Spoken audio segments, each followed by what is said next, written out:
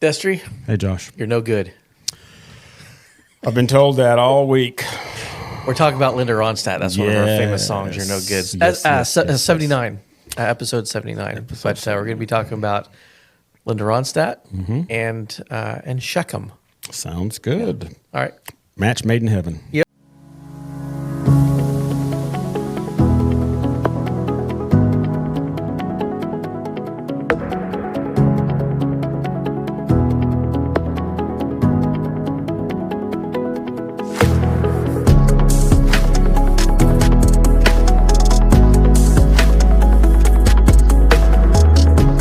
So I know I've been singing a lot in the studio today. Yes. And I know y'all. It's all pretty much been one song. You've been wanting me to continue that. That's why we spent 45 minutes before the podcast talking. Actually, just me singing and y'all listening and clapping and things. Right. So I appreciate that, but we do have to move on. Yeah. And we'll talk about the singer. That'll be on your second channel. Yeah, Destry right. Sings. Yes, behind the scenes. YouTube. Yeah. Linda Ronstadt. Now, even if you don't know who she is, I think most people will know the name. Perhaps. Do you think your daughter would know the name Linda Ronstadt if we said it? Probably because I've shown Linda Ronstadt stuff. Okay. On because we watch YouTube videos and Right, stuff. right. When we don't have anything to watch or whatever. When you're doing research, basically. Yeah. Okay. But like we don't have cable and we don't watch a lot of TV. We do a lot of streaming, and Melly and I, we love just like finding videos on YouTube to watch. And my daughter and she, one of the things we often do is we show music videos that we like on YouTube. Okay. And so, and not just this past week, because we were supposed to be doing a little bit of Linda Ronstadt research or whatever. Right. But even before that, probably not Linda Ronstadt specifically, but she did 2 albums with Dolly Parton and Emmylou Harris, or 3 albums, yeah. And so I've showed her those before. Okay. Because my wife, she likes those as well, and I love the harmony of those 3 voices. Magical. So she may not know the name Linda Ronstadt, but she's been exposed to it. Okay. And she's a college student. Yes. A young college student. Yes. So it's kind of like Linda is not Elvis Presley, but most people, I hope these days, would know who Elvis Presley is. Now, coincidentally, Linda Ronstadt in one of her albums actually kicked Elvis Presley off the top of the charts. Yes. After him being up there for a long time. So this will tell you how long she's been around, right? Right. It says that she's actually 44 years spanned her career. Yeah. So she had a start, and unfortunately, she had a hard finish too because she came down with some medical issues. Yeah, Parkinson's. They called it Parkinson's to begin with, and then later diagnosed as something else. Now, I'm not clear on if the new diagnosis is in addition to or replacing Parkinson. I'm not sure. Yeah. But anyway, it renders her unable to sing. Right. And if it's anything, if she's experiencing anything like the people that I know, including my favorite uncle, it robs you. It just totally robs you of your, I don't want to say dignity, but it robs you of your ability to care for yourself and do things and be independent and all that. So I feel for her and her family if that's what's going on, because I've seen some videos of her around. She's got beautiful gray hair, and she's, she has aged like anybody else, but you can tell that it's her.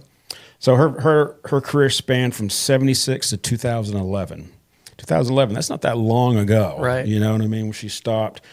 Started in 1970 as a solo artist. So she was with the what is it? The something ponies. The Stone Ponies. Stone Ponies. She was with them to begin with, for 3 or 4 years. In 1970, she started her solo career. I want everybody to think about what was going on in 1970.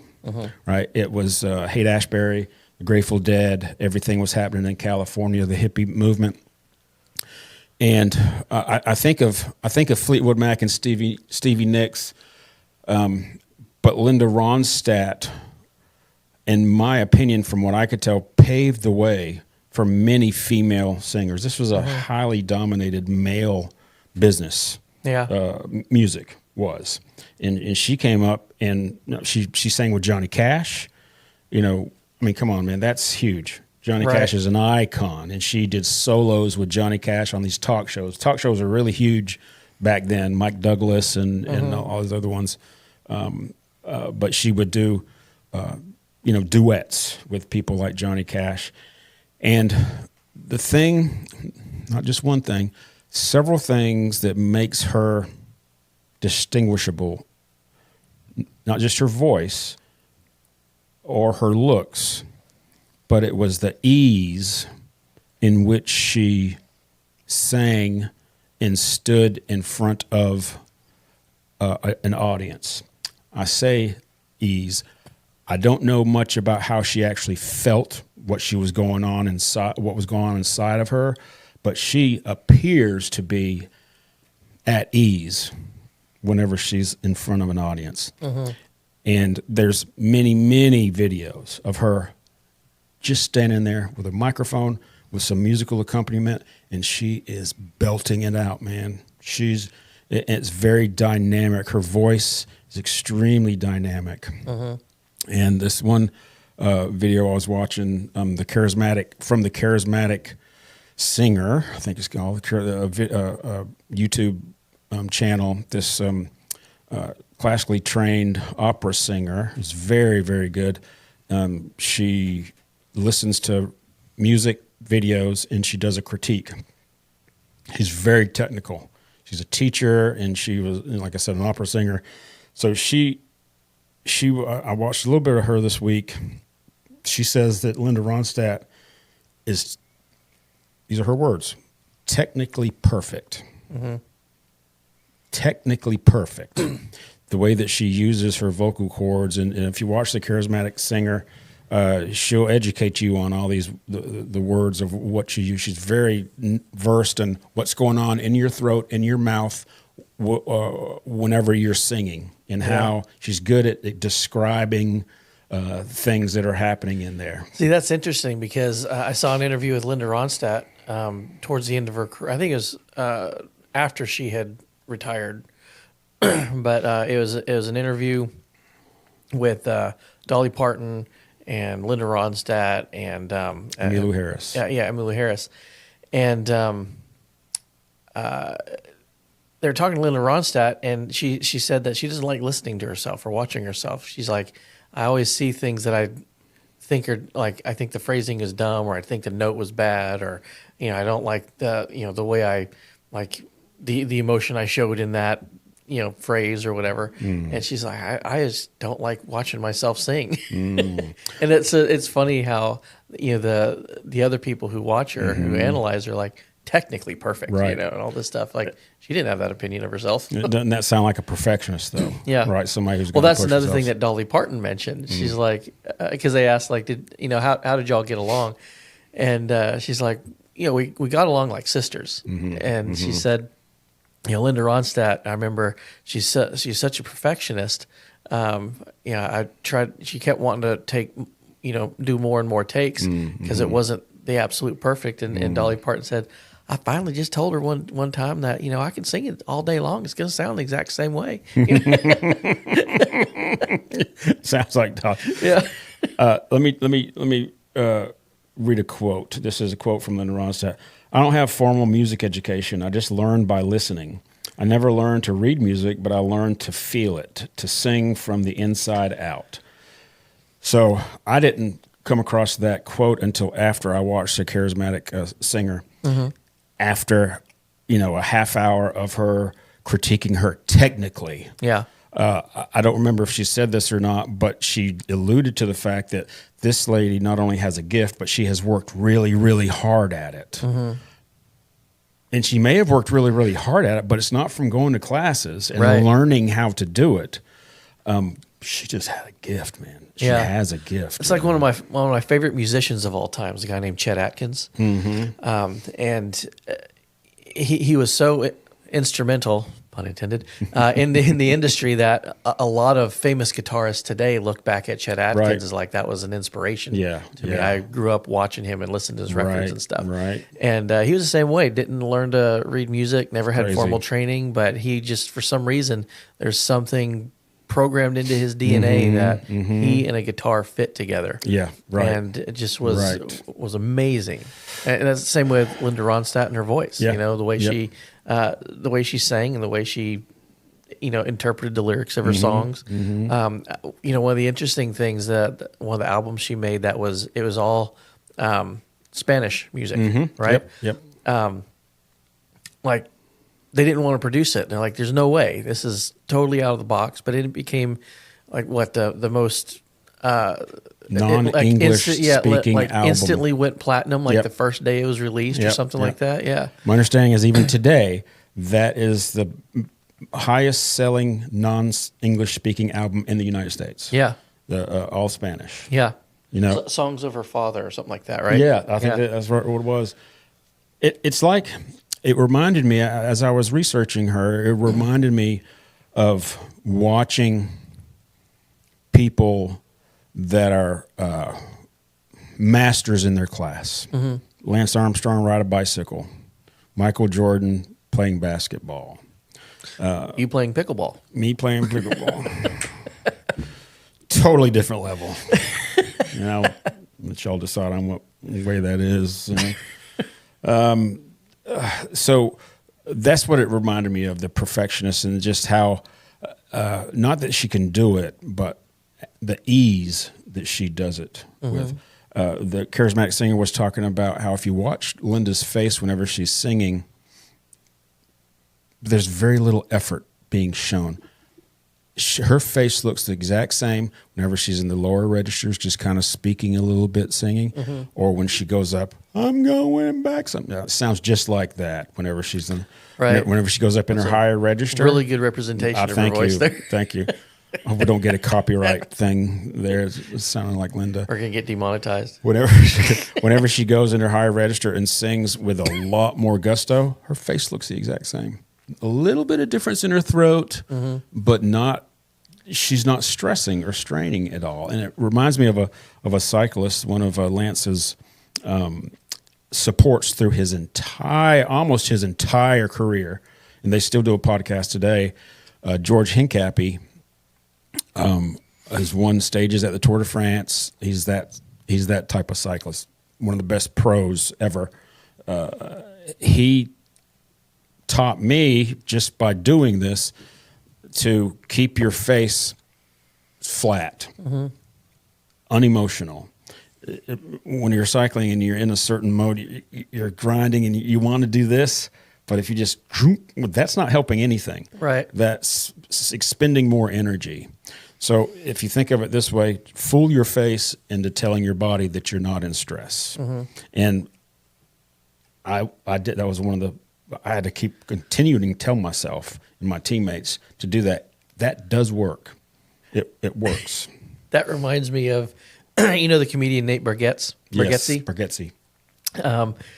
He has this bit on one of his recent like Netflix or Amazon specials or whatever about like how dumb is your brain? It's like you can convince yourself of stuff. That's right. He's like, people tell you if you're not feeling good, if you're not feeling happy, or whatever, just smile and it'll fool yourself into being happy. Like how dumb is your brain? Because like your brain's part of the plan. That's right. That's right. Can you not hear your brain?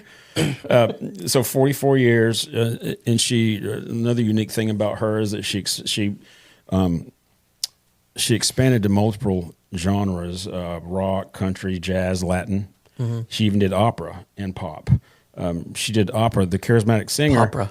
The charismatic singer only knew her through opera because she was an opera singer. The charismatic singer was, and whenever she heard Linda do some country or rock for the first time, she was amazed. She was absolutely amazed, because usually if you have that high register, like an opera singer, you don't have much else.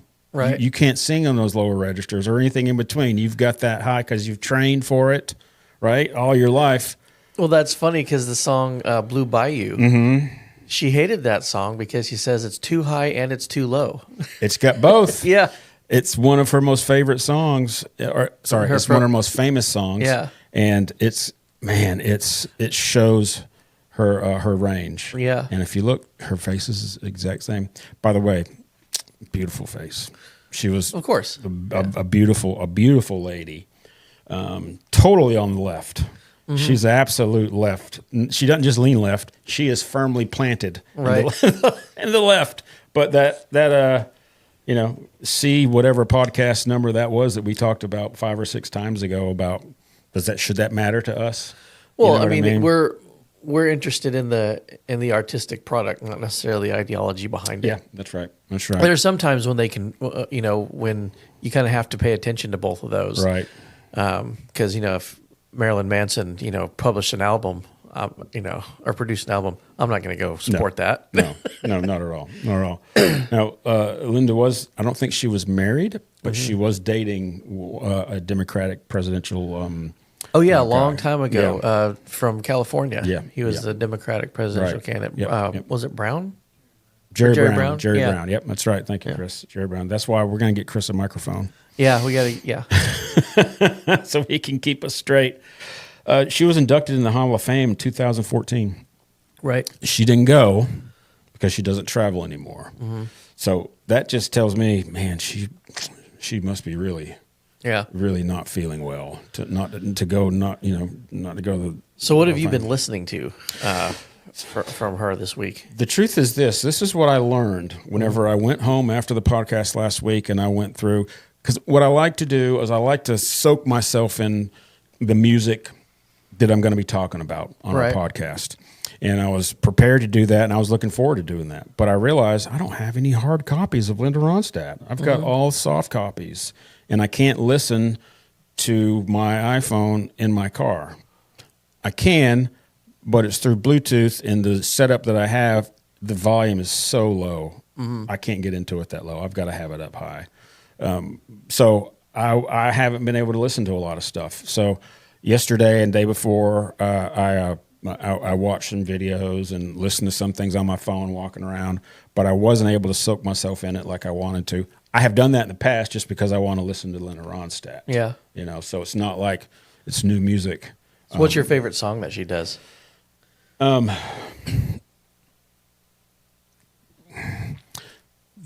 I like the Blue Bayou because it shows her range. She talks just a little bit, and then she gets into the higher range, or belt is what the charismatic singer calls it, and it shows how she has such a range, and she puts a polish on it. Yeah. On the top end, she puts a polish, and I thought, polish? Whenever a charismatic singer was talking about that, I thought, I've never heard that. ChatGPT. Just in case you're wondering if they're listening to us, my phone just went off. I've never heard the word polish as it applies to somebody's voice. Right. But the first time I heard the charismatic singer say that, I knew exactly what she was talking about. Yeah. It's just not just you're there, but you put a little bit of something extra on it. You just put that polish on it, and it's that little. It might sound like a little sharp, but it contributes to the distinction of her voice. Right. So it's almost like with Linda Ronstadt, even if she does something technically not right, it adds to the perfection of what she's doing. Yes. You know what I mean? So I mean, let me bring some people up that I thought she reminds me of, because other people and myself have listened to these voices, and I've said it, and I've heard other people that are critiquing them say it. The perfection of Freddie Mercury in his voice. My understanding is he has something physically going on in his mouth that's different than most people, that allows him to get a different range and a different sound. So Freddie Mercury is technically perfect. Carrie Underwood, my goodness gracious. She sang, was it A Beat of a Different Drum? Yes. Mm-hmm. Yeah, at the induction ceremony when Linda Ronstadt got inducted in the Hall of Fame. Right. Really, really cool. Really well. She did it so good. and Ann Wilson also from Heart. Mm-hmm. Yeah. Those three, and two of those are females, and I think that those three are the ones that I cut. Freddie Mercury, Carrie Underwood, Ann Wilson, and Linda Ronstadt, to me, have God-giving talents. Would you say Carrie Underwood is kind of like the modern equivalent? I would. Voice-wise, absolutely. Totally different when it comes to personality, I think. Well, yeah. But, yes, voice-wise, I think she would be the one. Mm-hmm. I mean, she was the one that sang, she was one that sang one of the songs in her induction, right. So I don't know how much Linda Ronstadt has to say about that. I don't know, but it was a great choice. Yeah. A very, very good choice. We've, in Gun Club, I've played, what song is it, How Josh? Great Thou Art? Yes, Carrie How Great Thou Art with Carrie Underwood and Vince Gill. That was a long time ago, yeah. I can watch that time after time after time and just watch Carrie Underwood like I would Linda Ronstadt, and how to see the gift that she has being performed and used in such a way. It's like, for me, it's like watching a great cyclist ride his bike. Right. Because I can see how physically, now this is with Carrie Underwood. Linda Ronstadt, the video was different. Technology was different back then, but with Carrie Underwood, you could see her in 4K, and you can see her breath whenever she's breathing and how she's belting it out. And she may not breathe, for 30 seconds, and she's singing, and to see her suck in that breath and give it all she's got. To me, that's like an athletic move. It's like watching an athlete do their very best. I love it. It adds so much to my enjoyment of watching somebody perform. And then Vince Gill, he just sits there. I mean, he's all right guitarist. Well, he's another one that, just effortless in his talent. Yeah, that's right. Whether it's picking a guitar or singing. Yep. I think Vince Gill reminds me of the Bee Gees, his voice. Yeah. I think he would sound good with the Bee Gees, It's such a strange genre, different genres, but I think he would. Anyway, so 44-year career, man, 67 to 2011. She started in the 60s with the Stone Ponies, and the first hit, Chris, write this down if you want to, is 1967, was a Different Drum. Yep. And she sang a lot like this back then, like Stevie Nicks. She did a little bit, but it was still really good. Yeah. And then in the 70s, she went out on her own, and that's whenever the Eagles, two guys from the Eagles, joined her backup band. And she was instrumental in them getting started. Yep, she was. And whenever they decide, the way I understand it, it was like kind of like halfway through one of the tours they were doing. Right. And they came to her and said, "We'd like to start our band ourselves." I don't know how it happened, when it happened after that, but from what at the induction ceremony, what's his name? Whoever was the Eagle representative said she was instrumental in getting us started. Mm-hmm. So that's quite a successful band, by the way, Josh, the Eagles. Yeah, you know what I mean. Well, that's what led into our conversation about Linda Ronstadt. Right. Because last week we were talking about the Eagles. Let's see, her versatility and influence just expanded decades. It was just incredible. I wish the best for her right now. I really do. I don't know. I know she lives in Arizona, and I saw a documentary a while back about her being very much invested in her heritage. Mm-hmm. I think she lives on an Indian reservation, I believe, if I'm not mistaken, something like that. But no, she's very interested in. She still loves music, of course, and my favorite songs that involved Linda Ronstadt. I really think that the trio collaboration she did with Dolly Parton and Emmylou Harris. Mm-hmm, mm-hmm. There's one, The Sweetest Gift. Okay. Where I think Emmylou Harris is just by herself, just playing on the guitar, and Dolly Parton and Linda Ronstadt are singing with her, and the harmonies between those three is just amazing. Those are three hard hitters right then when they were doing it. It's not like they were past their prime. These people were in their prime whenever. Maybe Emmylou Harris, maybe a little bit past her prime, but my goodness, those were three hardcore. It depends, because they had a long relationship. Because you can go back and you can type in those three names, and you'll get videos from the 70s, from the 80s, 90s, 2000s. Gotcha. I think their last collaboration was probably in the 2000s. Okay. But it's funny too, because like Emmylou Harris, she said the first time she saw Linda Ronstadt, she's like, I didn't like it too much because I thought I was a pretty hot deal. That's funny. That's funny. But you might not know this. Linda Ronstadt almost destroyed a very famous relationship in Hollywood. I know. I haven't read about this. What was this? So she was on this famous. It was one of those talent show, like talk show things, the Muppet Show, and she kind of had a thing for Kermit. Oh, is that right? Yeah. Oh, I bet Miss Piggy didn't like that at all. Miss Piggy did not like that at all. Like ended up locking Kermit in a trunk just to keep him away from Linda Ronstadt. You don't want to get on Miss Piggy's bad side, right? I've heard that. I've heard that. Let me. I may talk about her again next week. There's just so much I'd like to say about her, but I don't want my affection for her to spill over to something that people may not be wanting to listen to. If I could listen to her all week, I still haven't gotten a hard copy CD. But anyway, well, I think it'd be cool to talk about her again anyway, just to get your thoughts on it rather than just the facts about her history. Okay, gotcha. Yeah. I'll end with these facts. Okay. 11 Grammy Awards. 11 Grammy Awards. That means the system said 11 times you are the best at what you're doing. Right. 11 times. My gosh, that's a lot.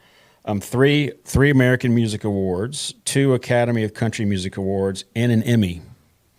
I'd like to know if I had something in my hand that would actually research a question that I had. Maybe we can come up with something like maybe we can invent something that would do that. I'd like to know how many people won those 3 types of awards. You know what I mean? It can't be very many. Emmys, Grammys, and what was the other one? Country Music Award. Yeah. Well, I know Alison Krauss has. She has. That's another voice that I think is a perfect example of somebody who has a gift and works on it. Yeah, she has, I think, 27 Grammys. No kidding. Yeah. Wow. Does she has an Emmy and a Country Music Award for sure? I think so, yeah. Oh, I think so. Rock and Roll Hall of Fame 2014, collaborated with Dolly and Emmylou Harris on the trio albums, they call it. The trio albums as far as what they're calling it. Okay, so the other... Alison Krauss has not won an Emmy Award. Oh, okay. Yeah. That's an oversight right there. Right. That's for sure. The other thing that Linda Ronstadt was diagnosed with is called supranuclear palsy, progressive supranuclear palsy. Okay. Which left her unable to sing. That's highly unfortunate. And again, I don't know if that's in addition to or she was misdiagnosed, something like that. So anyway, that is Linda Ronstadt, and I would I'll go ahead and say that I'll talk more emotionally and affectively next week about Linda Ronstadt and perhaps why I like her so much and appreciate her and some controversial things also about my thoughts about that. Sound good, Chris? Chris says it's okay. So, transitioning over into the deep dive into Bible stuff, right? This past Sunday was this past Sunday Father's Day? Yes. Yes. Okay. Sorry, the time has been flying. I can't remember if it was this past Sunday or the one before it. I don't know either. I thought it was, but I think it was one before. Actually, I don't know. Okay. Well, anyway. Anywho, one of the verses that often comes up, not just for Father's Day, but it's a very popular verse that's commonly referenced is the account of Joshua 24 when he's standing before Israel and he's saying, choose you this day whom you're going to serve, whether it be the gods that your fathers served, all this kind of stuff. And then he says, but as for me and my house, we're going to serve the Lord. Right. And that was used again, just the other day. And I kind of wanted to dive into that a little bit, not into the verse itself, but the location they were in, because, and we've talked about this location before, kind of in passing, but I think there's something about the context of this that's really cool. this city that Joshua and Israel were standing in when he made that statement. It was a city called Shechem. And we've talked about it before when we talked about Israel. Half of them were standing on Mount Ebal, and right across the valley there's another mountain, Mount Gerizim. And the other half were standing there on that mountain, and they were reciting the law back and forth to each other. One was called the mountain of blessings. The other one was called the mountain of cursings. And every part of the law where it says you'll be blessed if you do X, Y, Z, they would recite that from the mountain of blessings. And everywhere in the law where it says if you do X, Y, and Z, you'll be cursed, they would read that from the mountain of cursings. Okay. And this was really sort of a turning point in the land of Canaan, because the land of Canaan hadn't been fully conquered yet. There were enemies all around them, and all of their enemies were in the areas around listening to this, basically listening to this new nation that's conquering all of this land, and they're kind of reciting their marching orders.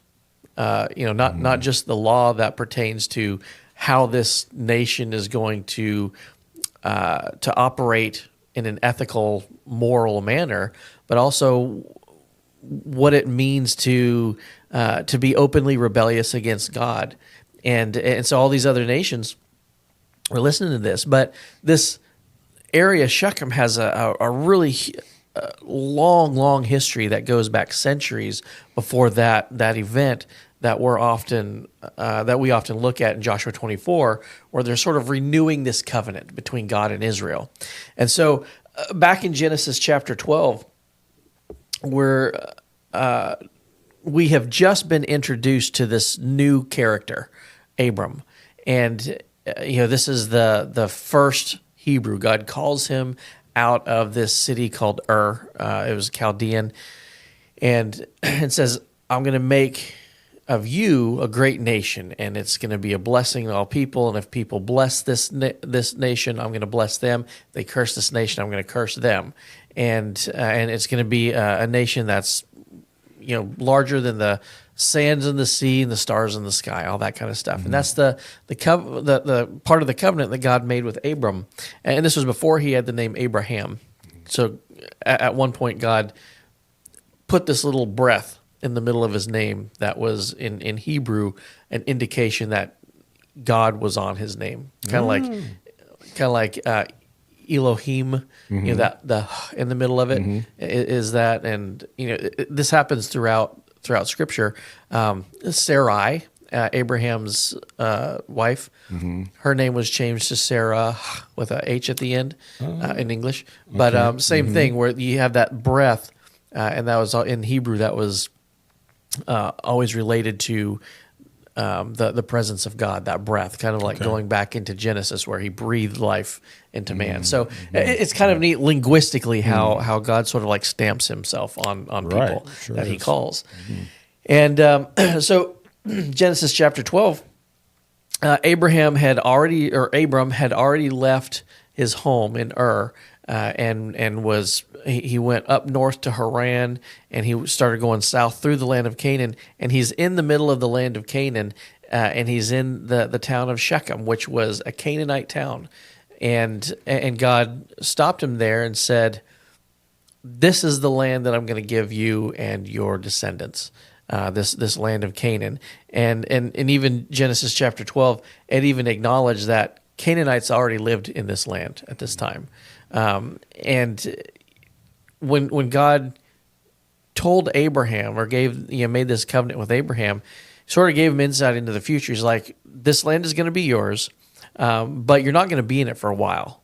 You're going to be your descendants are going to first be in a land that is not theirs for 430 years. He was referring to Egypt, but then they're going to come back when the iniquity of these Canaanite people that are in this land right now, when the iniquity of these people is full.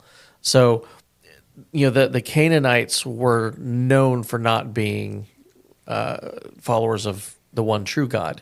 They had gods that they served. In fact, some of the everyone served gods, but and so a lot of times people from who are secular, who are looking at the Bible from a secular perspective, they'll look back on this history and they'll say, well, everybody was serving, this same God, because everyone used the term God or El or whatever. And so they'll say, like, there was this God El that everyone served, and the God that we read about in the Bible is the same God that the Canaanites worshipped, same name. It wasn't. They were all called gods, and there was a distinction between the gods that the Canaanites served, and there's a difference between those and the God that Abraham served. And Joshua was referring to this distinction when he was in Shechem several centuries later, renewing this covenant or celebrating the renewal of this covenant with Israel.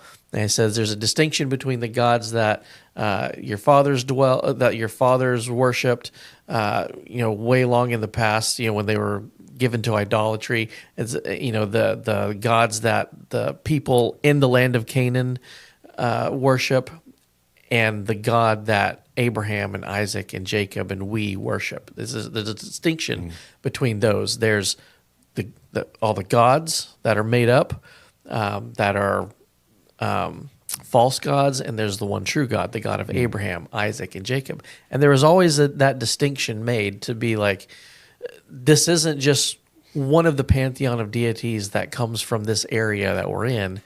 This is the one and true God, and to make it further, to further clarify this, it's the God that Abraham and Isaac and Jacob all served, the one true God. So there's this instance in Shechem where Abram is talking to God, and God says, this land is going to be yours. It's inhabited by the Canaanites right now, but I'm going to bring you back to here. And Abram built an altar at that spot.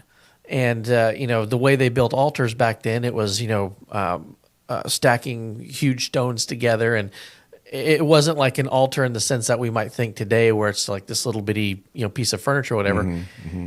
It was like a whole structure. Like a monument. Yeah, a monument, right? And the remnants of this monument still exists today. Like you can see it in aerial imagery. You can go there and stand in that same spot and see like the rocks that were the base of this thing that still exists, and it's been built over, in the millennia since then by different empires. Like there's a Roman layer, and there's an Islamic layer, and all these different archaeological layers.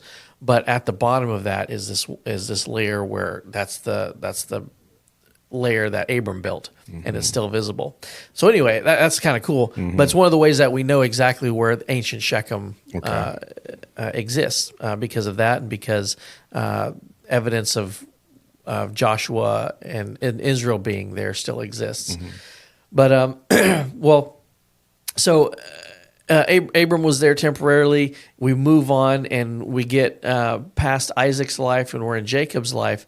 And Jacob is coming through this land as well, and he purchases a piece of land in Shechem because that's where he sets up his tents, and his family stays there and lives there for a while. And the other people in Shechem sort of had a run-in with Jacob and his family. We often think of Jacob's 12 sons as being the heads of the 12 tribes of Israel. And we often forget that in Genesis, it also talks about a 13th child. It's a sister named Dinah. And Dinah ended up, she caught the eye of one of the men of Shechem, of the house of Hamor, and ended up, and the people of Canaan didn't have the same ethics of the people of Jacob's family, and they just thought, oh, this is a woman that I like, I can acquire her, whatever. Ended up raping her. And this did not sit well with her 12 brothers. And so there was a plan developed for them to exact revenge on this family and it was a very violent revenge. and Rape after is a very violent act. right, it is. Where it resulted in the, like, not just killed the guy, but killed everybody. Wow. You know, that kind of thing. The family. Yeah, in a very deceptive way. I'll leave the details up to you if you want to figure that out. But because it's not appropriate for our YouTube video. Oh, wow. But so anyway, it caused this dilemma because Jacob is talking to his sons after this. He's like, I get it. It was a bad thing, but you kind of made it to where we can't live here anymore. We're going to have to pack up our bags and go because now everybody hates us. And the sons were like, I get that, but you're just going to let people deal with our sister like a harlot. And, you know, so there's like this kind of mutual agreement. Like, he probably went a little bit too far in revenge, but I get it, you know, but regardless, we got to move on. And so, before they leave, Jacob sort of does this this ideological purge in his family. He takes all of the idols that they've accumulated in the recent past, and he buries them near an oak tree in Shechem, and says, these aren't the idols that we serve. We serve the one true God. We're burying them here, clean slate. We're moving on. They ended up in Bethel. Okay. And so as we fast forward, and he also he built an altar there in Shechem as well. And so we kind of see these different places throughout Canaan where these altars are set up that kind of are markers of where they've been, because Israel eventually comes back to these and reconfirms, like, we started from here. This is the land that God's given us, you know, and they keep like going back to those old places and reconfirming this. Well, anyway, so they moved to Bethel, and we kind of lose track of Shechem for quite a while. It's not until Jacob, when he was 130 years old, that's when his family moves to Egypt with the whole, you know, Joseph thing, and his brothers. And 430 years later, we have the Exodus. And then 40 years after that, we have them entering into Canaan, battling Jericho, going north to Ai, and all that stuff. After Ai, that's when Israel is on Mount Ebal, Mount Gerizim, that whole thing. They're back in Shechem. But then towards the end of Joshua, they come back to that location again, and Joshua erects this monument that's still standing there today. We showed pictures of it in previous episodes, but reconfirming that covenant. And that's where Joshua says, Shechem is, choose you this day whom you'll serve, all that stuff. But here's the cool thing. Shechem, once we fast forward past Joshua's life, there's the era of the judges, which is like another 400 something or 400, 500 years, I forget. And then we get into the reign of Saul, David, and Solomon. Shechem starts to pop up again, because after Solomon dies, the kingdom splits into the northern kingdom and the southern kingdom. The northern kingdom, one of Solomon's sons, Rehoboam, becomes king there, and he sets up his the temporary capital of the northern kingdom in Shechem. And so there's this kingly line that's not supposed to be the kingly line that starts in the northern kingdom of Israel in this place called Shechem. Well, a generation before that, as David is writing the Psalms, he gets to Psalm 60 and Psalms 108, which are very similar to each other. Almost parts of it are verbatim quotes of each other. So he's like writing this song, and then he writes some more of this song. And he repeats some of it. But anyway, he mentions Shechem in there. And what God says about Shechem, he said that not only does Shechem belong to God, the entire area that Shechem is in, the tribe of Ephraim, their land included Shechem. It's like, this city is mine, the land that the city is in is mine, and I'm going to do with Shechem what I want to do. And I am the true king of not just this area, but the king of both of both kingdoms, which was messianic. because we know later on in the New Testament, Jesus, which is God manifesting himself in the flesh, is the one that inherits the eternal throne of David.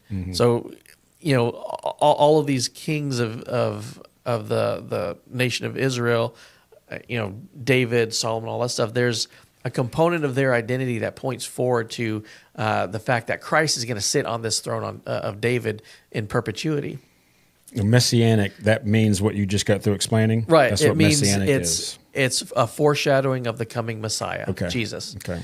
Right. And so in this, before that controversy of the split kingdom and setting up the temple in Shechem or whatever, a generation before that, God in advance says, Shechem is mine, Ephraim is mine. I'm going to do with it what I want because I am the true king of not just that area, but the entire area. And so I think it's really interesting how oftentimes we leave Shechem at the end of Joshua's life, where he's saying, we're going to choose to serve God, and Israel agrees. But then we miss the part, several generations later, where God reminds people about Shechem and says, one day this place is going to become a very controversial thing that's leading a nation to stray farther and farther away from me. But I want to remind you that not only is this city mine, this entire area is mine, this entire land is mine. I am the true king of this, in spite of what someone's going to do a couple generations from now in this area. Okay. And I think it's really cool. You see that foreshadowing, there, because it's basically God saying, like, yeah, you can do whatever you want. It's still mine, and I'm going to do whatever I want. And you can, you have the opportunity of being with me or against me on that. And that's the weird thing about God too. He always gives us the choice to be for him or against him. That's free will. Yeah. That's whenever people ask, mostly non-believers ask, what about free will? It's all through the Bible. Yeah. Free will is all through the Bible. It's proven. He always sets up the standard. He's like, it's your decision. If you choose this, there's a blessing associated with that. If you choose this, there's a curse associated with it. But ultimately, it's your choice. Yeah. And I think that's, sometimes I wish, he was a little bit more forceful in pushing us toward the good, because I have a tendency towards bad. Yeah. But it's still, I understand why God wants our relationship with him to be a choice and not something that's forced, because it's meaningless if it's forced. That's right. But anyway, it's kind of a cool history about that area, Shechem, how Abraham, the covenant with Abraham was given in Shechem. Jacob purged his family from idols in Shechem. Joshua purged Israel from idols in Shechem. And both of those two events were next to an oak tree in Shechem. Oh, okay. Is that right? And then God reestablishes his sovereignty using Shechem. Excellent. And then Christ refers to that again in the New Testament, very good. Referring back to this like constant throughout the Old Testament, which is Shechem. Awesome. Yeah. Josh, thank you. Yeah. I wanted to take a moment and thank Chris on behalf of Donna and myself for last week. We did our 26th anniversary, and he put together this little montage, electrical card last week, and put it at the end of the episode, and it was fun to watch. He kept it on there for a long time, so you have a opportunity for Don and I to take a look at those pictures and see him and kind of relish in where we were in our lives. So thank you, Chris, for that. That was very thoughtful of you, very on behalf of Donna. Not me, because I'm not sensitive like that. I could care less about crap like that, but she really likes it. So thanks on her behalf. All right, guys. The next week is what number? It's 80. Yeah, that's what I thought. Next week will be 80. Next week will be 80. I'll continue Linda Ronstadt, but I want to give you a little bit of clue of something that I'm thinking about doing maybe the next time. It's not music. It's about a documentary. I shared with you a little bit, Chris, how I am related, not genealogically. What's the word? Genealogically. Genealogically, how my life and a very well-known serial killer had come together for about 4 years. At one point, we had a lot of things in common. Well, there's a teaser for you. There's a teaser for you. I would tune in. I watched this documentary with my mouth open going, wow, I've got to talk about this. So that's probably not next episode. I might give a little bit more detail next episode, 80. But 81, we'll talk into detail about that. Thanks for watching. Thanks for listening. We love y'all, and have a great day. Bye.